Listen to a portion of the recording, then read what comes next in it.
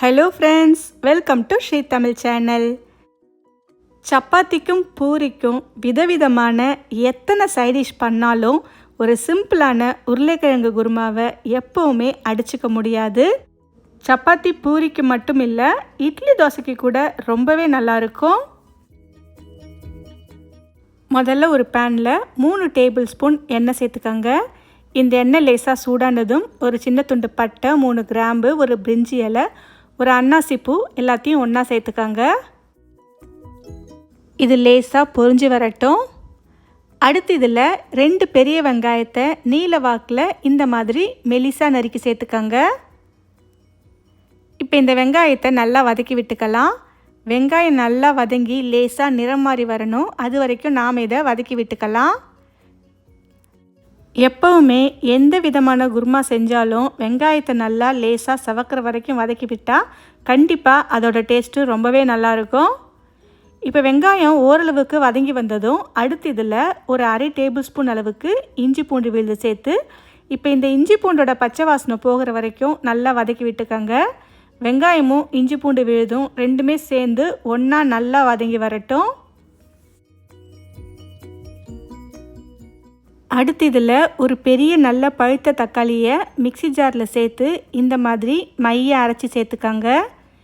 கூடவே 2 பச்சை மிளகாயை கீரி சேர்த்துக்கலாம். இதுக்கு பதிலாக தக்காளியை பொடி பொடியாக நறுக்கி கூட சேர்த்துக்கலாம். ஆனால் இந்த மாதிரி சேர்க்கும்போது உங்களுக்கு கிரேவி இன்னுமே நல்லா க்ரீமி டெக்ஸ்டரில் கிடைக்கும். அதுக்காகத்தான் தக்காளி வதங்கும் போதே கொஞ்சமாக மஞ்சள் தூளும் சேர்த்து நல்லா வதக்கி விட்டுக்கோங்க. இப்போ இந்த தக்காளி நல்லா வதங்கி லேசாக எண்ணெய் பிரிஞ்சு வரணும், அது வரைக்கும் நாம் இதை வதக்கி விட்டுக்கலாம். தக்காளி நல்லா வதங்கி லேசாக எண்ணெய் பிரிஞ்சு வர ஆரம்பித்ததும் அடுத்து இதில் 1 ஸ்பூன் அளவுக்கு மல்லித்தூள் சேர்த்துக்கோங்க.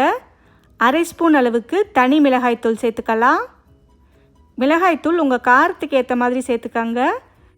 இப்போ அடுப்பை நல்லா குறைச்சி வச்சுட்டு மசாலா பொடி எண்ணெயில் கருகிடாமல் லேசாக வதக்கி விட்டுக்கோங்க.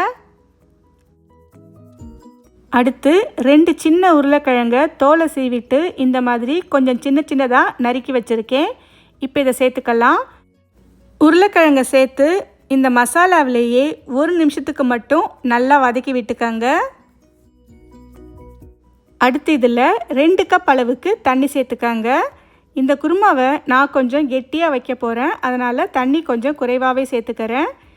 இதில் தேங்காவும் அரைச்சி சேர்க்க போகிறோம், அதனால் உங்கள் கன்சிஸ்டன்சிக்கு ஏற்ற மாதிரி தண்ணி சேர்த்துக்கோங்க. தண்ணி சேர்த்து ஒரு முறை நல்லா கலந்து விட்டு தேவையான அளவு உப்பு சேர்த்துக்கோங்க. இப்போ அடுப்பை மீடியம் ஃப்ளேமில் வச்சு ஒரு 5 நிமிஷத்துக்கு மசாலாவோட பச்சை வாசனை போகிற வரைக்கும் நல்லா கொதிக்க விடுங்க. இது கொதித்து வரத்துக்குள்ளே தேங்காயை அரைச்சி எடுத்துகிட்டு வந்துடலாம். அதுக்கு ஒரு 1/4 கப் அளவுக்கு துருவிய தேங்காய், ஒரு அரை ஸ்பூன் அளவுக்கு சோம்பு, ஒரு 5 முந்திரி பருப்பு, இது எல்லாத்தையுமே ஒன்றா சேர்த்து இந்த மாதிரி மையை அரைச்சி எடுத்துகிட்டு வந்துடுங்க. அவ்வளவுதான். இப்போ பார்த்திங்கன்னா குருமா நல்லா கொதித்து உருளைக்கிழங்கு வெந்து வந்துடுச்சு. அதே மாதிரி எண்ணெயும் பிரிஞ்சு வர ஆரம்பிச்சிடுச்சு. அடுத்து இதில் நம்ம அரைச்ச தேங்காயை சேர்த்துக்கலாம். தேங்காயை சேர்த்து நல்லா ஒரு முறை கலந்து விட்டுக்கோங்க. இந்த சமயத்தில் உங்களுக்கு தண்ணி தேவைப்பட்டால் கொஞ்சமாக தண்ணி சேர்த்து நல்லா கலந்து விட்டுக்கோங்க. தேங்காய் சேர்த்ததுக்கப்புறம் ரொம்ப நேரம் கொதிக்கணும்னு அவசியம் இல்லை, ஒரு 3 நிமிஷத்துக்கு மட்டும் கொதிச்சா போதும். இப்போ தேங்காய் சேர்த்ததுக்கப்புறம் கொஞ்சமாக கரம் மசாலா தூள், கொஞ்சமாக கொத்தமல்லி இலை சேர்த்து நல்லா கலந்து விட்டு மீடியம் ஃப்ளேமில் ஒரு 3 நிமிஷத்துக்கு மட்டும் நல்லா கொதிக்க வச்சுக்கோங்க. 3 நிமிஷத்துக்கு அப்புறம் லேசாக எண்ணெய் பிரிஞ்சு வந்ததும் நாம் ஸ்டவ்வை ஆஃப் பண்ணிடலாம். அவ்வளவுதான். ரொம்ப ரொம்ப சிம்பிளான, எல்லாத்துக்கும் சூப்பராக பொருந்துகிற ஒரு ஈஸியான உருளைக்கிழங்கு குருமா. கண்டிப்பாக உங்கள் வீட்டில் ட்ரை பண்ணி பார்த்துட்டு எப்படி இருக்குன்னு சொல்லுங்கள். இந்த ரெசிபி உங்களுக்கு பிடிச்சிருந்தா லைக் பண்ணுங்கள், ஷேர் பண்ணுங்கள், ஸ்ரீ தமிழ் சேனலுக்கு சப்ஸ்கிரைப் பண்ணுங்கள். தேங்க்ஸ் ஃபார் வாட்சிங்.